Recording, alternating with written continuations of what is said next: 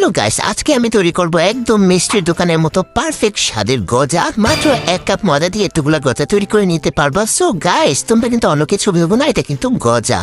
উপরটা ক্রিস্পি আর ভিতরটা নরম, মুখে দিলে একদম মিলিয়ে যায়। কি যে মজা! আমি যে অল্প বানায় ভুল করেছি গাইস। তো দেখো কিভাবে বানাইছি। একটা বাটির মধ্যে নিয়ে নিতেছি 1 কাপ ময়দা, দিয়ে দিচ্ছি 1/4 কাপ পরিমাণ 1/4 চামচ বেকিং সোডা। বেকিং সোডা না থাকলে বেকিং পাউডার দিয়ে দিতে পারো গাইস। এরপর দিয়ে দিচ্ছি 3 টেবিল চামচ ঘি দিয়ে বানানোর চেষ্টা করবা, তাহলে আসল টেস্ট পাইবা। এখন সুন্দর করে ইচ্ছা মতো ঝাঁকানা কেস্টালে মেখে নিতে হবে।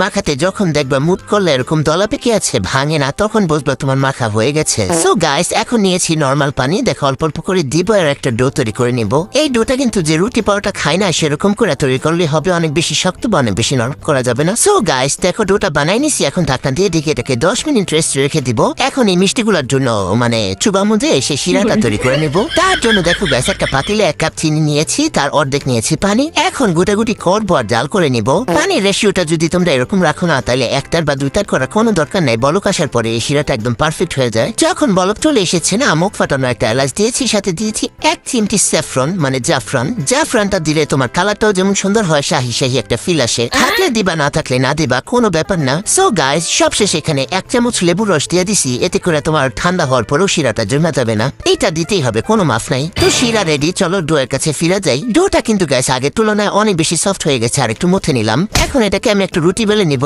তোমরা কিন্তু চলে হাত দিয়ে চাইপাচে বা রুটিটা বেলতে পারো, বাট আমি একটু হাত দিয়ে চেপে নেওয়ার পর একটু বেলে নিলাম। এটা অনেক বেশি পাতলা করা যাবে না, 1/2 ইঞ্চি একটু পুরুত্ব রেখে তারপর বেলে নিবা। তারপর দেখো গাইস, সাইডের অংশগুলোকে এই যে কেটে এরকম সমান করে নিব, কারণ আমি 4 কোণা শেপ দিব। তোমরা চাইলে যে কোনো শেপ দিতে পারো, বৃত্ত, ত্রিভুজ, চতুর্ভুজ, যেটা আমাদের সেটা। সো গাইস, দেখো আমি সবগুলো বানিয়ে নিয়েছি। 8টা গজা হয়েছে। চুলা দেখো কতগুলো তেল দিয়ে দিচ্ছি। এই তেলের কাজগুলো করতে গাইস আমাদের কি যে কষ্ট লাগে, মানে যাই হোক, খেতে হলে দিতে হবে, কোনো ব্যাপার না। তেলটা যখন হালকা গরম হয়েছে, আমি সবগুলো গজা দিয়ে দিয়েছি। এই গজাগুলো কিন্তু অল্প আছে, ধীরে ধীরে বাঁচতে হবে, নাইলে দেখা যাবে উপরটা হয়ে গেছে, ভিতরটা কাঁচা রয়েছে। অল্প আছে উল্টে পাল্টে এগুলোকে আমি ব্রাউন করে ভেজে নিয়েছি, মানে গাইস মুচমুচে করে ভেজে নিয়েছি আর কি। এগুলোকে তুলে দেখো ওই যে আমি সরাসরি চিনি যে শিরাটা তৈরি করে রেখেছি সেখানে দিয়ে দিলাম। এখন এই চিনি শিরার মধ্যে জাস্ট উল্টায় পাল্টায় এগুলোকে তুলে নিব। বেশিক্ষণ ডুবাই রাখা যাবে না, তাইলে দেখা যাবে গজাগুলো একদম নরম হয়ে যাবে। আর এগুলো জাস্ট একটু উল্টায় পাল্টায় নিলে চিনি শিরাটা টেনে নেয়, বুঝছো, খুব সুন্দর করে। সো গাইস দেখো, এখন আমি সুন্দর করে পরিবেশন করে নিয়েছি। ঘি দেওয়ার কারণে গেছে এত ফ্লেভারফুল হয়েছে, মানে এত মজা হয়েছে, পুরো মিষ্টির দোকান ফেল। উপরটা ক্রিস্পি, ভিতরটা নরম। সো গাইস, আমি আমার সাঙ্গ পাঙ্গ নিয়ে খেতে থাকি। তোমরা বানাই খেয়ে আর যাওয়ার আগে লাইক কমেন্ট শেয়ার করে যেও।